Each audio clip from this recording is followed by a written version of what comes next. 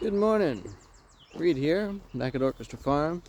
Tell I'm looking in the video camera for a minute as I adjust my tusks. Anyway, thanks for joining me on this walkabout. If you haven't subscribed to my channel yet and you're new here, I would super appreciate you clicking on that. Any likes and comments on the video are super great as well. Try to get to all those in a somewhat swift fashion. Swift is a relative term. Now, what I'm thinking about today is I was having a fun conversation with my daughter as I brought her to school because for some reason the bus didn't come. And we got into like economics a bit. Now, it's funny, you look at like this grass head here, and there's a lot of seed on that. Seed is a funny thing. It's an inflationary economy. You grow one plant, as long as it gets pollinated, you get a lot of seed, generally speaking. And then that goes into the seed bank of the soil, and you have this wealth of seed that keeps coming back year and year. And over time, it just really picks up and there's more and more of it. Now that's great for the soil and plants. Now, when we move into like the economics and people realm, when you're the money printer and you just keep printing more and more money and inflating the currency, it devalues it, which is the same as saying that, like, when everybody has all of the seed that they want, there's not as much value in the seed, other than the notion of, since we need to eat, there's great value in the seed. And, what are hard monies? They're monies that you can't just print. So for a long time, it seemed like gold or silver were pretty good hard monies. And they had materialist type value to them because they had uses in different kinds of industry. And, it was hard. It took a fair amount of work to get it. And so, that's why gold and silver and other precious metals have value. But they are hard to distribute. If you want to send someone, if you're like me and you enjoy a cup of coffee every now and then, and you don't live where coffee grows, you got to do some trade for it. So you have to have something of value to trade down there. Everyone gets those basic ideas. But gold is hard to send. And if your currency is not holding its value, then it costs more and more to get that coffee. And as I was chatting with my daughter, we were talking about investments and portfolios and the idea of, if you're really doing investing right, you probably have, several different categories of investments. You don't just keep all your eggs in a single basket. You don't just keep all your seeds in one safe spot. And the notion of, to really keep seeds viable, you actually have to utilize them. So, where there are now tomatoes galore, and a few cucumbers. And that's the funny thing with money, is it actually needs to be used.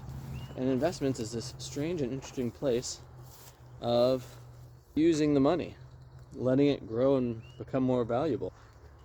And as I was talking with her, I mentioned I have all my eggs in one basket as far as that goes. And that basket happens to be Bitcoin. And my goal is to get to the 0.1 Bitcoin. And you might say, Reed, that's not a lot of Bitcoin. I agree with you. That's how valuable it is. And the interesting thing with it is there's a fixed supply. We even know how much that supply is, and it's an open ledger, which means anyone can look at not only that supply, but its issuance rate, and track kind of where it is. Now, we don't have that ability with any other kind of money, which makes sense to one degree, but also for the notion of transparency amongst agencies of, wealth tracking, preposterous. You know, I like to know how much is in my bank account, and I like to know that it's going to, you know, either maintain its value or at what rate it's going to decrease. And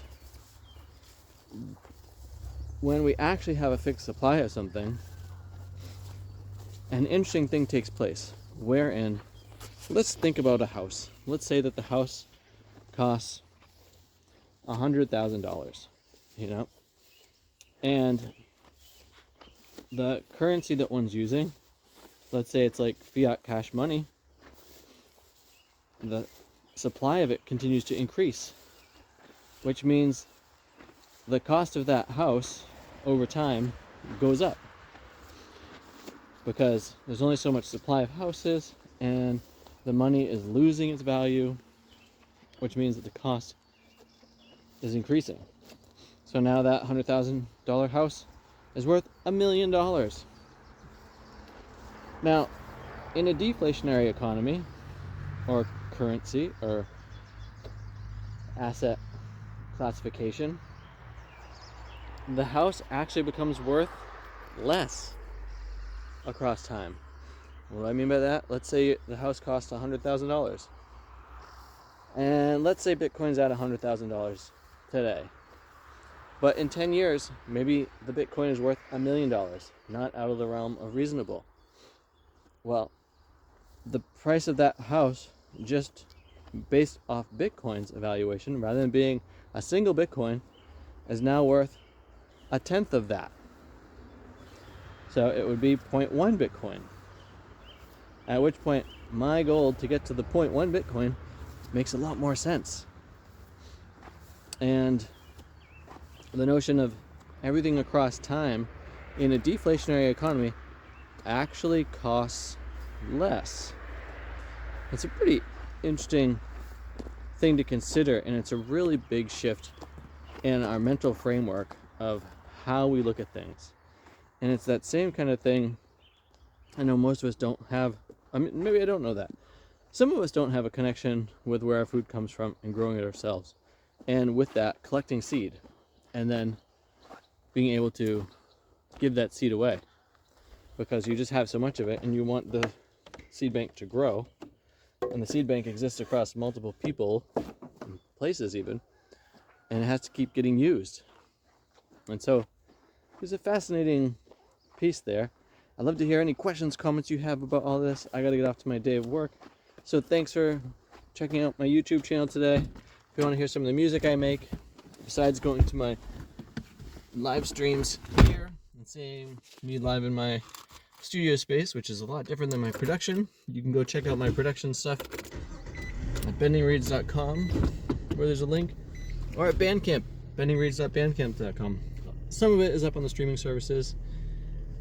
And I want to say thanks again for watching. Have too much fun.